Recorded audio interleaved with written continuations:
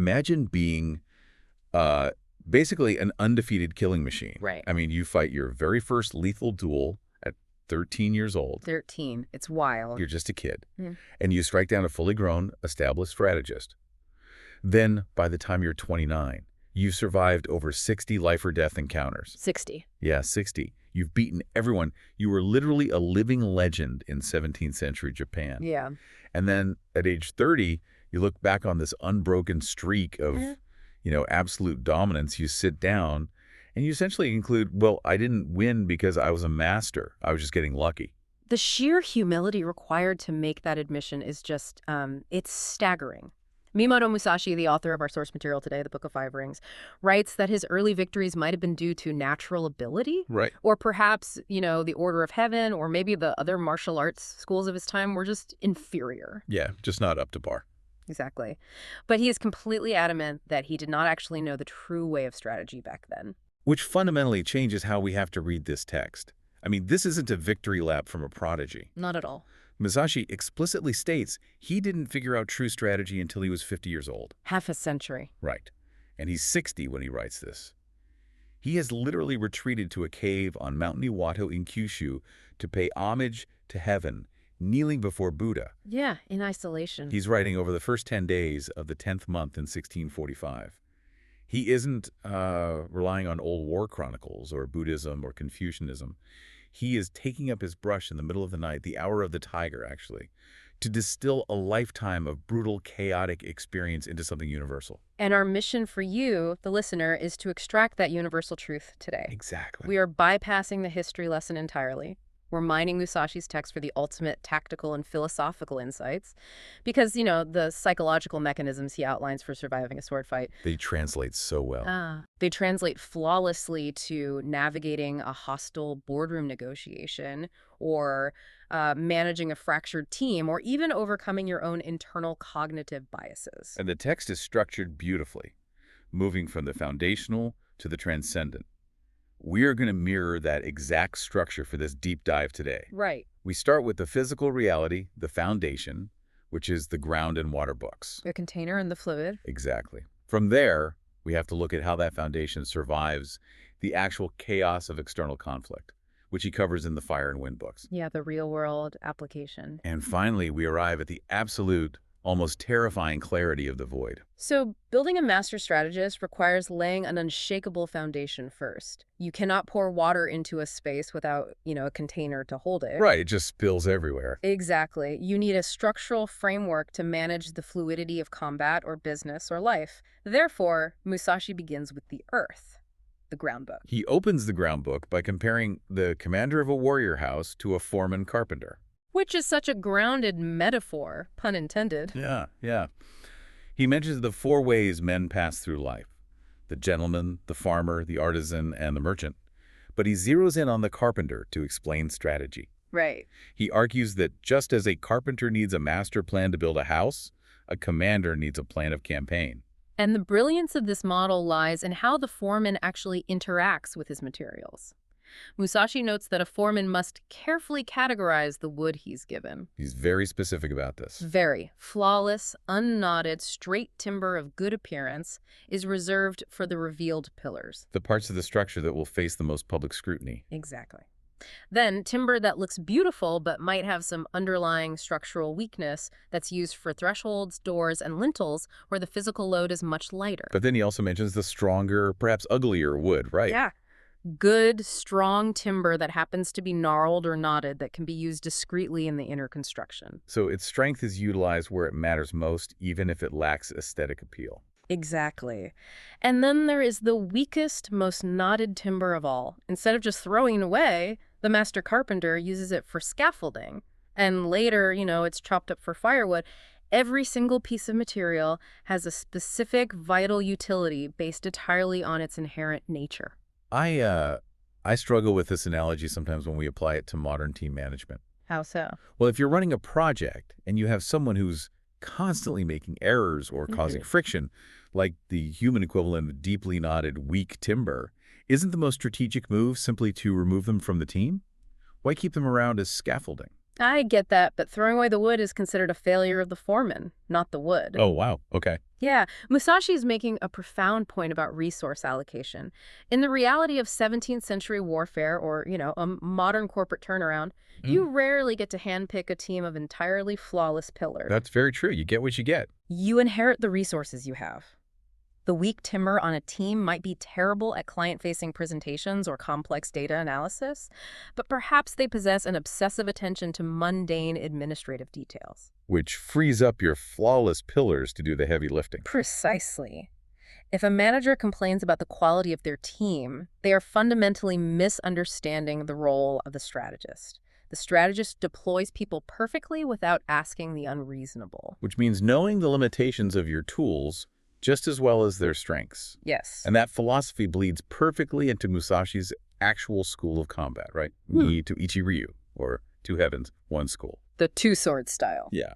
He demands that a warrior must carry and train with two swords simultaneously, the long sword in one hand, the companion sword in the other. Because he was fiercely opposed to the traditional method of gripping a single longsword with both hands, the pragmatism here is absolutely ruthless. Locking both hands onto a single weapon creates an immediate physical encumbrance. I mean, imagine trying to swing a baseball bat while running through a swamp. Musashi points out the sheer absurdity of the two-handed grip in real-world environments. What if you're fighting on horseback? Or navigating a muddy rice field. Or a narrow, crowded street? If your hands are tethered together, your balance and your adaptability are completely compromised. Furthermore, if you're carrying another tool, like a bow or a spear in your offhand, you only have one hand available for your sword anyway. Makes sense. His foundational rule is that when you are forced into a life-or-death situation, you must make the absolute fullest use of your weaponry. Dying with a weapon still undrawn at your belt is the ultimate failure of strategy. Because it means you hoarded a resource you never deployed. Exactly. But the counter-argument here is that swinging a heavy longsword with just one hand is incredibly difficult. Most people simply don't have the forearm strength to do it effectively right out of the gate. And Musashi acknowledges that completely. He states that everything is difficult at first. Drawing a heavy bow is difficult. Wielding a halberd is difficult. But through relentless practice, the physical body adapts and the power is gained. So the short-term pain is worth it. The initial discomfort of learning to use two independent tools simultaneously is far outweighed by the strategic advantage it provides in unpredictable environments. That unsentimental, purely objective view of weapons is just fascinating to me. He completely strips away the romance of the samurai sword. Entirely. He breaks down the entire arsenal of his era with this cold calculation. The companion sword is strictly for confined spaces.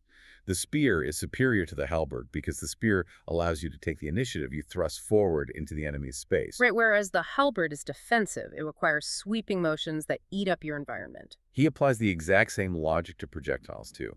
The bow is highly effective at the onset of a battle on an open moor, allowing for rapid fire.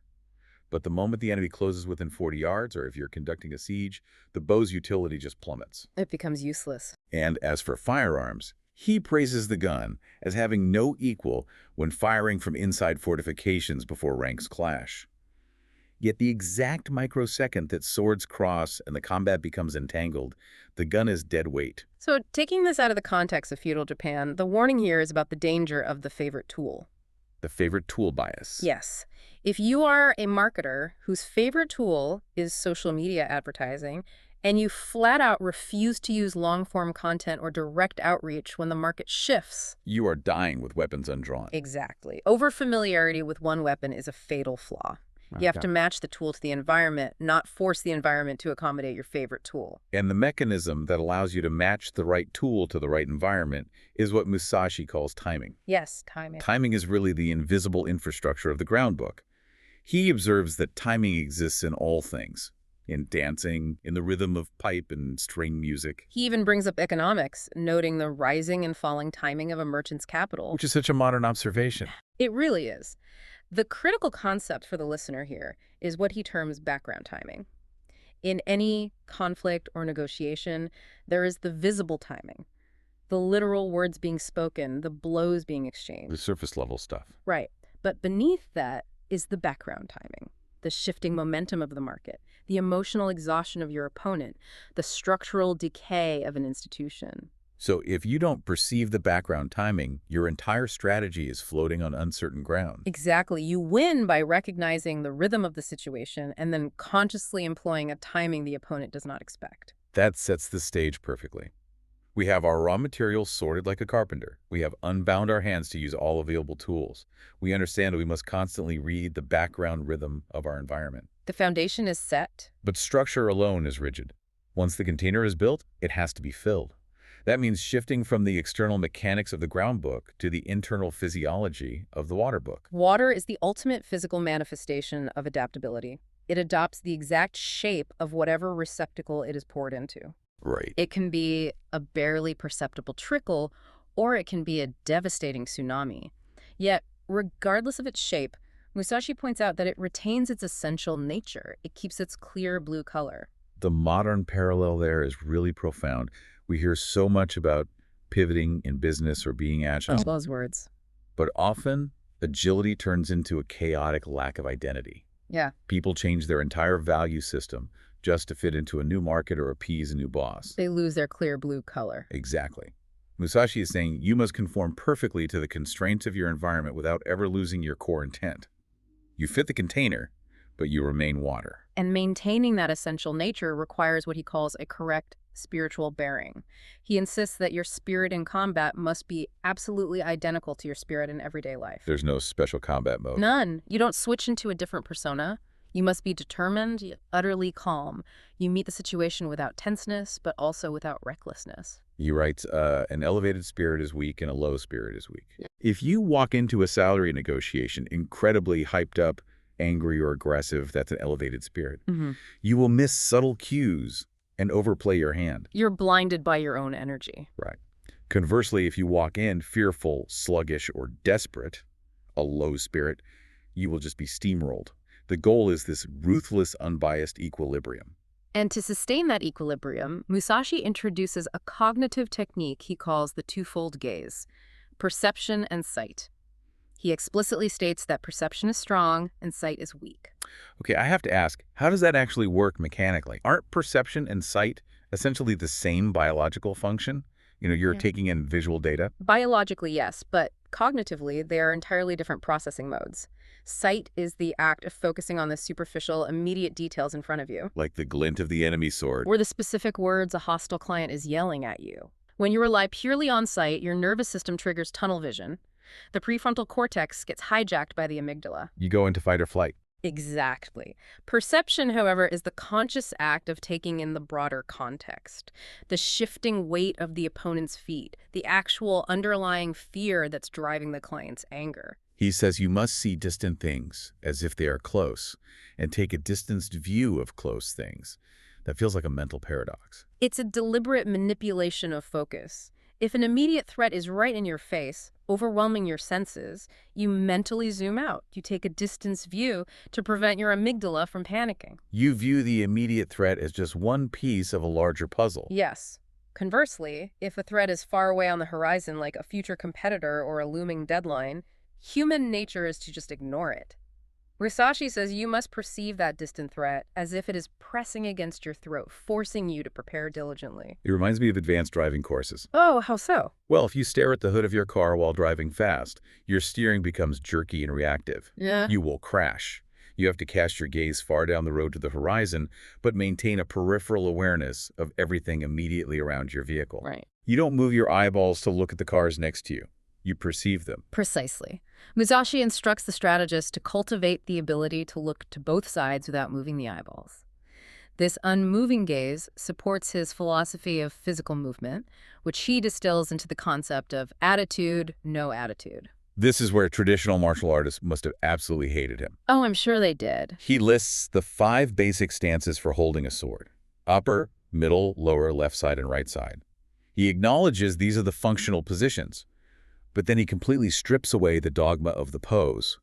He says, whatever attitude you are in, do not be conscious of making the attitude. He is dismantling the idea of performing martial arts for aesthetics. You are not memorizing poses to look intimidating. It's not a photo shoot. No, the sole purpose of holding a sword is the intention to cut the enemy, period. The stance is merely the physical byproduct of the most efficient path to executing that cut from wherever your body happens to be at that moment. The distinction he makes between cutting and slashing is brutal but so necessary. He says slashing is essentially just touching the enemy. Even if you slash strongly and the enemy dies instantly from the wound, Musashi argues it is still just a slash. It's reaction. Exactly. It lacks profound intent. A slash is defensive. It happens when you are flailing, trying to keep an opponent away. A cut is a proactive, decisive assertion of will. Its spirit is entirely resolved. I love that. If you go into a meeting and you are just throwing out counter-arguments to defend yourself, you're slashing. You might survive the meeting, but you haven't enacted strategy. To enact strategy, you must strike with the resolute intent of a cut. And he provides highly specific timings for when to execute these cuts. He talks about, in one timing, this happens the moment you close the distance with the opponent. While they are still processing the proximity, still undecided on whether to attack or retreat, you hit them immediately. You strike in the fractional void before their intent forms. Right. Even more psychologically manipulative is the abdomen timing of 2. You launch an aggressive movement, causing the enemy to quickly retreat and tense up their body. You force a reaction. In that moment of high tension, you feint a cut. Human physiology dictates that after a spike of extreme tension, the nervous system demands a momentary release. The second they relax that tension, you follow through and hit them. You are playing their sympathetic nervous system against them. And the names of the techniques he developed around these timings are intensely evocative.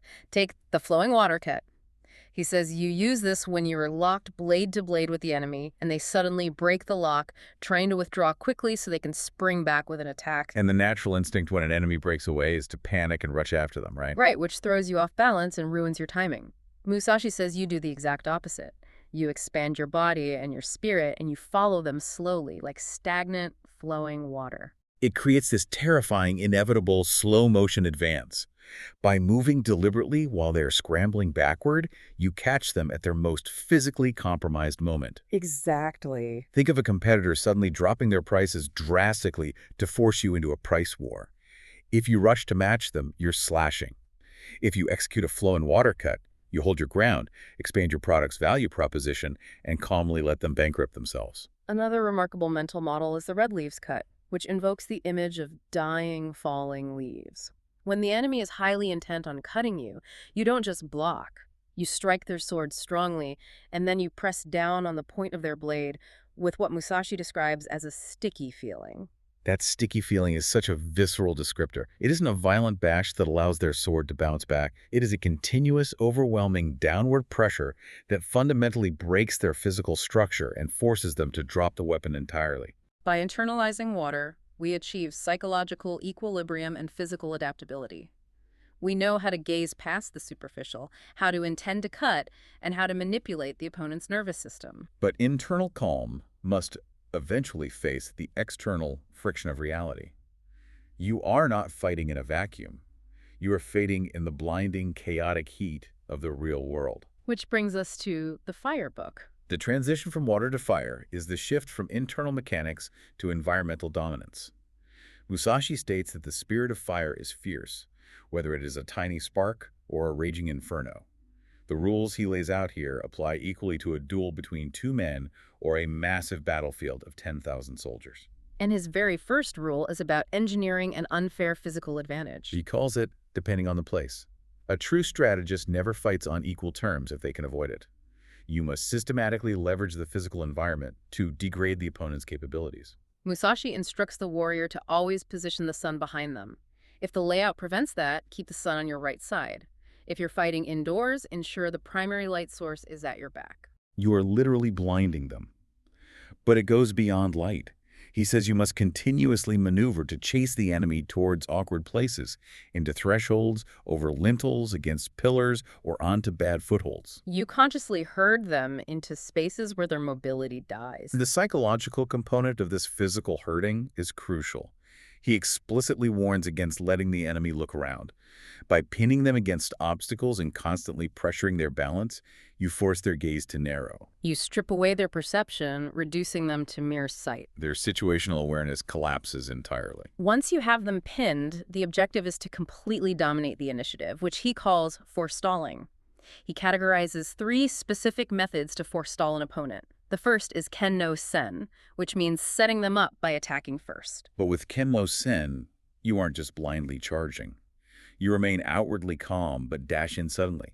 Or you attack with a seemingly strong but internally reserved spirit. You're forcing the opponent into a purely reactive state from the first millisecond of the engagement. The second is Tai no Sen, waiting for the initiative. This is brilliant because it turns the enemy's aggression into a weapon against them. When they attack, you remain entirely undisturbed. You actually feign weakness. The psychology of feigning weakness triggers overconfidence in the attacker. They overcommit their momentum. As they cross the critical distance, you suddenly jump aside or retreat slightly. And the moment they realize they have swung at empty air, their balance is compromised. And their spirit is momentarily bewildered. In that fraction of a second, you dash in and strike strongly. The third method is Tai no Sen, which deals with simultaneous action. If both you and the enemy attack at the exact same moment, how you react depends on their rhythm. If they attack quickly and frantically, you meet them strongly and calmly, looking for the inevitable gap in their frantic movement. Wow. If they attack calmly, you float with their movement, maintaining parity until you sense a micro-hesitation, and then you accelerate to cut them. Regardless of whether you attack first, they attack first, or you move together. The overarching goal of the Firebook is to suffocate the opponent's strategic intent. This leads to what is perhaps Musashi's most profound psychological metaphor, holding down a pillow. This sounds incredibly abstract at first. He says that in strategy, it is a fatal error to be led about by the enemy. You must always be the one leading. Holding down a pillow means you don't even allow the enemy's head to rise off the bed. You stop their action before it physically manifests. He breaks this down phonetically, which is fascinating. He says the spirit of this technique is to check their attack at the syllable at. Before the thought of attacking can fully translate into muscle movement, you suppress it. If they attempt to jump, you check them at the syllable ju. If they try to cut, you stop them at Q. I really need to challenge the mechanics of this, though. How do you actually stop an action before it happens, without just being a mind reader, or without constantly interrupting someone before they even speak? It's not about mystical mind reading, and it's certainly not about purely reactionary interrupting. It's about predictive suppression based on profound perception. Okay, unpacking that. Because you have mastered the water book, because your gaze is taking in the entire context without hyper-focusing on the sword, you see the subtle physiological shifts that precede an action. The detail. Exactly. You see the Yeah. weight shift to the back foot before a jump. You see the micro-expression of tension before a shout. So, applying this to a corporate strategy scenario, if you know a rival company is heavily investing in a specific supply chain to launch a disruptive product next year, you don't wait for the product to launch and then react. No, you act now. You secure exclusive contracts with those exact suppliers today. You check their launch at the syllable lyle. You suppress their useful actions while deliberately allowing their useless actions, like wasting money on marketing a product they can't build to continue. Exactly the mechanism. But Musashi is also deeply practical. He knows that despite the best planning, sometimes engagements devolve into messy and tangled brawls where neither side has a clear advantage. Yeah, things get chaotic. When this happens, human nature forces us to obsess over tiny details. He calls this the rat's head. When you are stuck in a contract dispute over one minor legal clause, or you and an opponent are just trading small, ineffective blows, you are trapped in the rat's head. You've lost the background timing. Musashi says you must suddenly interchange the small perspective with a large spirit. You must become the ox's neck. You force your cognition to zoom out, you stop fighting over the single clause and ask, does this contract even serve our 10-year goal? Right. By violently shifting from the micro to the macro, you break the hypnotic rhythm of the entangled fight, allowing you to reestablish dominance. Another powerful cognitive shift he advocates is becoming the enemy. We are notoriously terrible at assessing threats subjectively. We view opponents as impenetrable fortresses and obsess over our own vulnerabilities.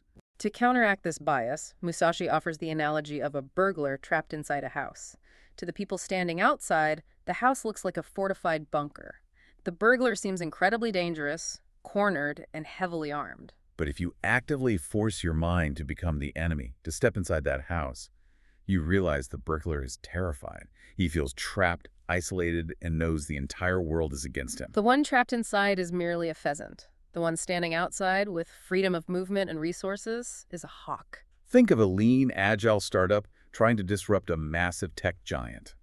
From the outside, the startup sees endless capital, thousands of engineers, and global reach. They think the tech giant is a fortress. But if the startup becomes the enemy, they realize the executives inside the giant are terrified. They're paralyzed by bureaucracy, afraid of cannibalizing their own revenue streams, and moving at a glacial pace. The tech giant is the pheasant. Recognizing that shifts your entire posture from defensive to offensive. And when you do go on the offensive, Musashi warns against predictability with his concept of the mountain sea change. If a tactic fails, you might have no choice but to try it a second time, but you never, ever repeat a failed tactic a third time. If the enemy anticipates a mountain, you must attack like the sea. If they brace for the overwhelming wave of the sea, you must present the unmovable rock of the mountain. You systematically deny the opponent the ability to recognize a pattern. The Fire Book gives us the tools to dominate the external environment. But to refine strategy to its absolute purest form, it isn't enough to just know what works. You have to deeply analyze why other methods fail. You have to deconstruct the flaws in the surrounding culture. Which necessitates moving into the fourth phase of our journey, the Wind Book. In the context of this text, Wind refers to the traditions, styles, and family secrets of other martial arts schools. Musashi dedicates an entire book to ruthlessly critiquing his peers. He justifies this by stating that it is impossible to truly know yourself and your own path if you do not understand the paths of others. He uses the Wind Book to systematically dismantle the false dogmas of the industry, and his first major target is the reliance on extra long swords. Several schools of his time championed extremely long blades, operating under the adage that 1 inch gives the hand advantage. They believed distance equated to safety. Musashi views this reliance on external equipment as a profound weakness of spirit. He dismantles the logic by changing the environment. What happens to the master of the extra longsword when he's forced to fight in a narrow alleyway? Or inside a house with a low ceiling. Or what if he's disarmed and only has a short dagger? If your entire strategy is predicated on having an equipment advantage, you aren't actually a master of strategy. You are a hostage to your tools. He clarifies that he isn't unconditionally opposed to longswords. If you have the space, use it, but your heart should not be inclined toward it. The modern equivalent is the business that only knows how to grow when money is cheap and venture capital is flowing freely. They use an extra long financial sword to outspend their mistakes. But the moment the macroeconomic environment changes and capital dries up, when they are forced into the narrow corridor of a recession, they collapse. They never mastered the fundamental strategy of building a profitable business. They just relied on having a longer sword than the competition. His second critique targets the obsession with speed and flashy footwork. He despises techniques that he calls jumping foot or floating foot.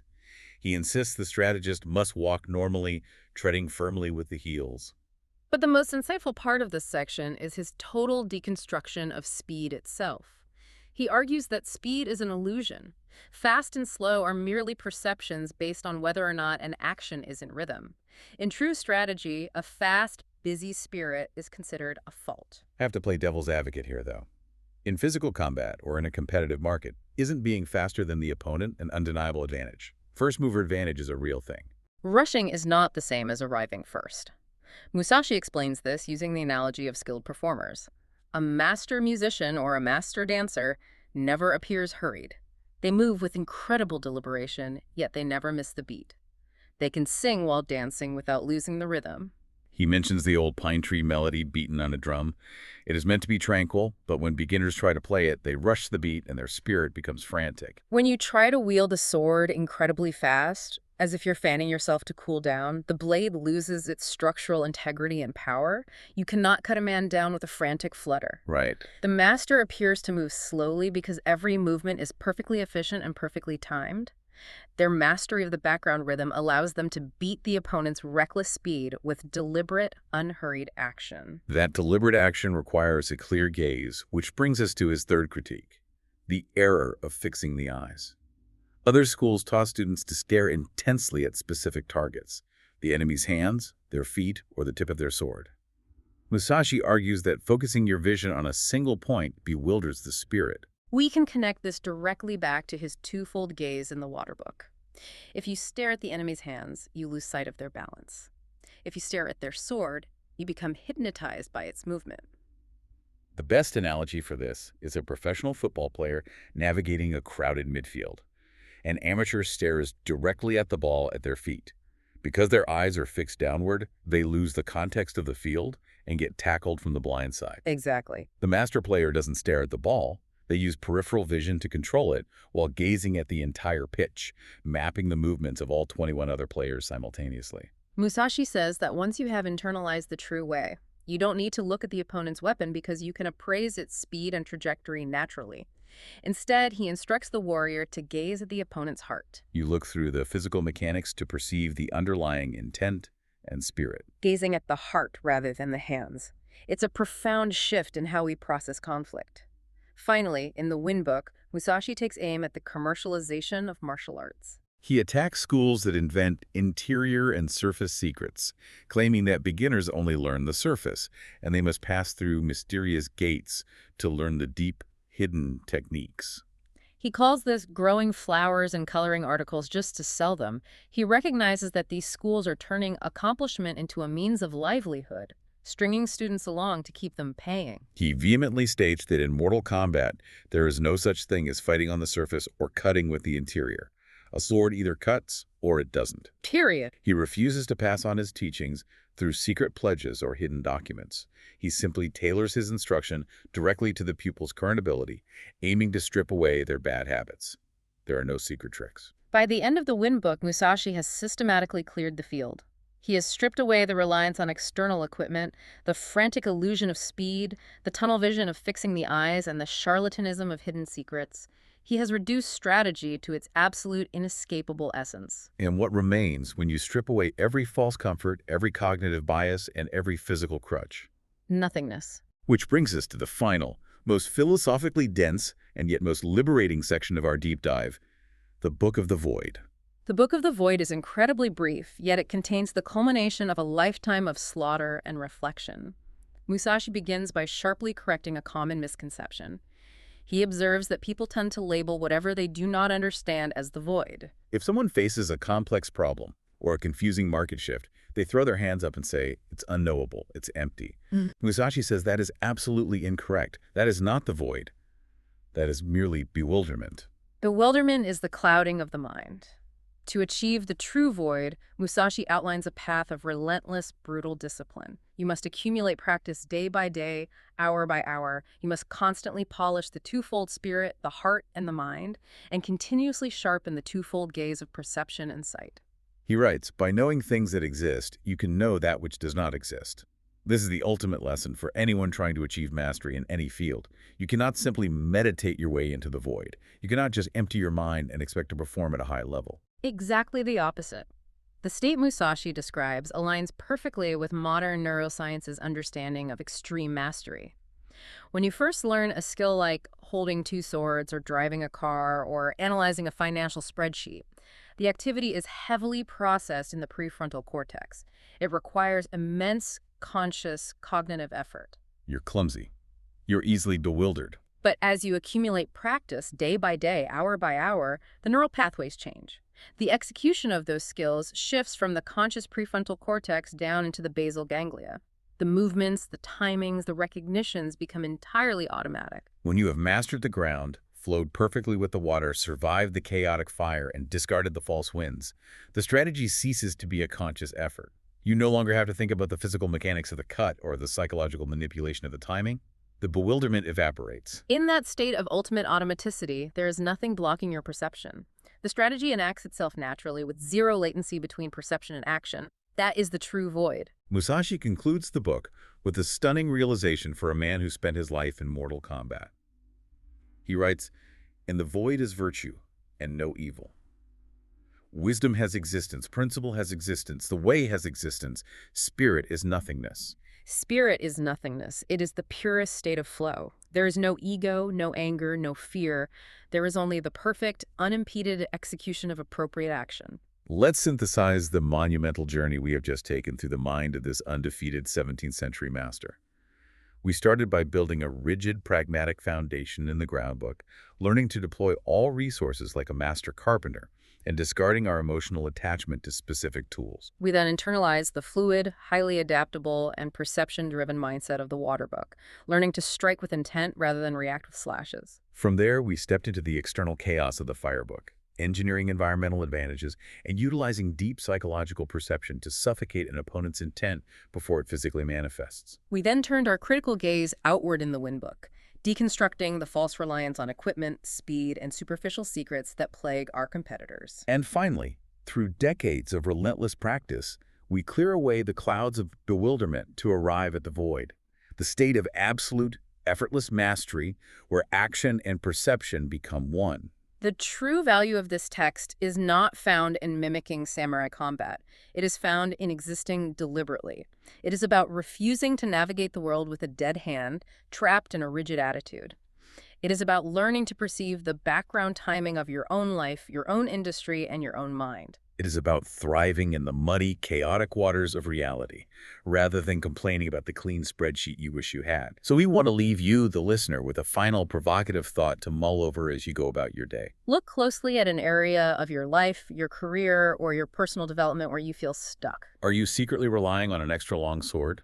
Perhaps it is a massive budget, a specific software platform, a charismatic mentor, or even a deeply held excuse about your own limitations. What would happen if that crutch was suddenly taken away and you were forced to fight in a confined space without it? Would your internal strategy survive the pressure? Or is it time to put down the longsword, clear away the bewilderment, step into the void, and ruthlessly master your fundamentals all over again?